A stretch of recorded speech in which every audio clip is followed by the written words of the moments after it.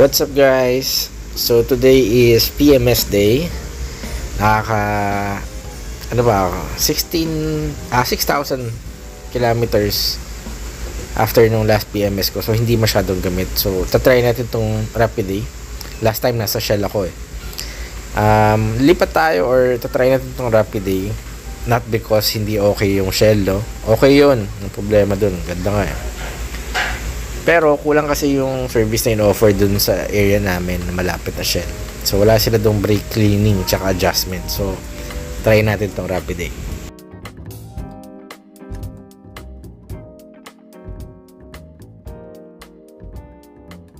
So kung sa casa, ang itsura ng lounge nila, medyo siksikan. Kasi kahit na lumaga pa kayo dumating doon, kasi medyo marami silang customer eh. Pero tignan nyo yung alas 8, ako lang mag-isa, solo ko yung kape, solo ko yung couch, malamig, mabango, chill lang.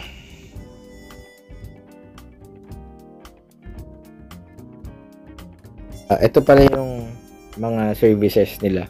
So pinili ko dyan yung semi-synthetic 2,750, and ito yung mga naka-check na yan ay yung mga inclusion dito sa package. Kasama dyan yung yung back to zero or yung scanning. So mamili ka doon. Tinanong ko yung nag-assist sa akin kung magkano yung scanning if i-avail siya separately. So 1.5 daw yun. And yung anti-back or back to zero naman is 500 lang. So ang in-avail ko for the package is the scanning, at pin-add na lang yung anti-back and back to zero on top of 2,750. Kaya na-over ako dun sa expected ko na amount for the PMS.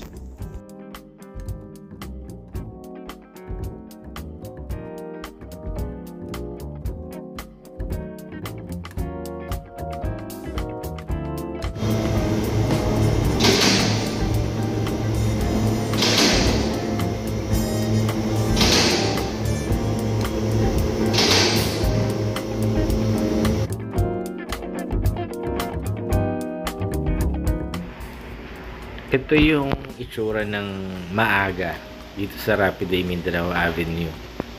So solo flight talaga, chill lang. Libre naman yung coffee dyan na unlimited. So may dispenser dyan, tubig. Ano pa ba gagawin? Lakad-lakad, silip-silip dun sa sasakyan. Pwede nyo ring lapitan yung mechanic para i-discuss yung mga nararamdaman nyo sa kotse, mga ingay, and makita nyo rin yung kotse kung ano yung ginagawa na nila, kung naggawa ba nila yung lahat ng checklist and included lahat sa package.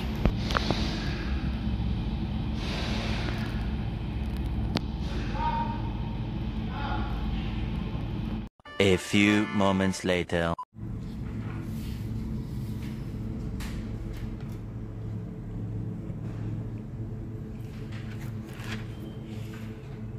Ito ma'am. Ay, dalawa ba? Opo, yun sa po copy po. Sige po. Ayos ah. So every change oil PMS, may libre pa pala silang foam cleaner. Tsaka Sir, may pressure naman. Yun, nice. Foam cleaner or windshield washer.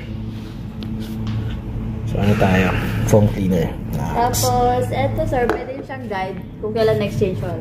23,000 or sa April 16. Kung ano po mauna. Alright po. Thank you ma'am. Thank you po.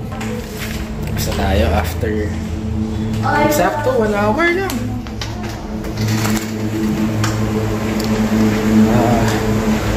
Happy kid.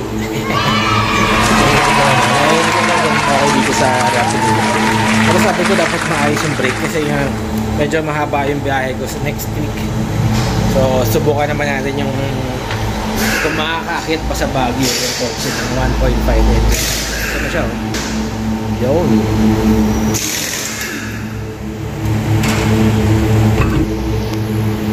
Wow, amoy. amoy melon.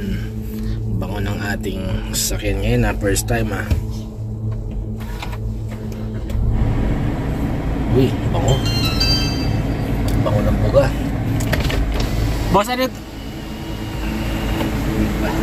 Manis. Ayos to, bango. Thank you.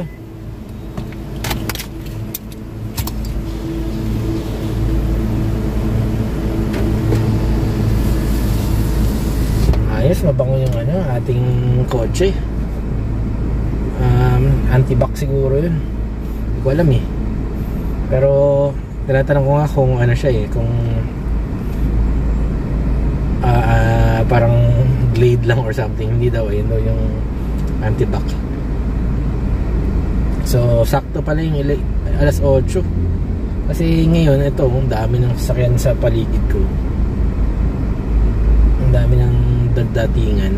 So goods tayo pala alas 8 talaga. Solo flight yung lounge. Pinagtulungan yung kotse natin kasi nga wala pa namang ginagawa So lahat ng available na mechanic tumulong dito sa pag-change oil. Tapos tayo katabi kasi mga Dunkin Donut to So pasok muna tayo sa Dunkin Donut. Katabi lang. Nagpapabili ang mga bata ng malatamis.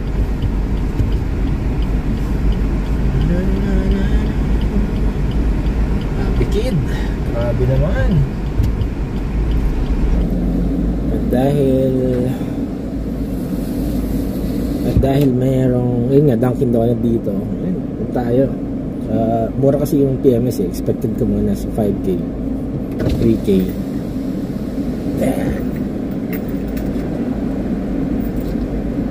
Okay, thank you po. So naka 3.5 lang. Thank you. Thank you po, thank you. Thank you, ma'am.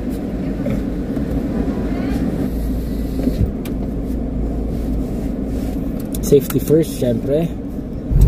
Okay, sabi nila si Rapiday daw maraming mga negative comment kay Rapiday, no?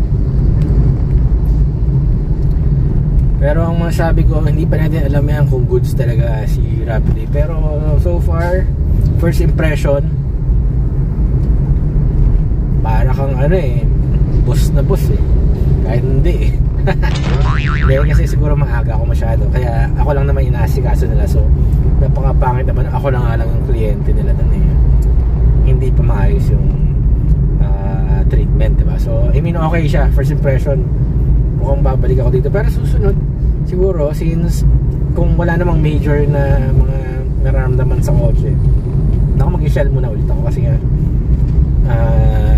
mas malapit sa amin, tsaka okay din naman yung PMS nila. So hopefully okay din tong PMS ni Rapiday. So semi-synthetic lang yung ating ginamit na oil. At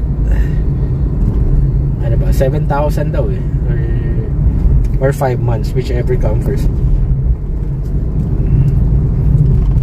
Ang bango ng bango ng sakyan after ng back to zero. Pakabango niya, promise.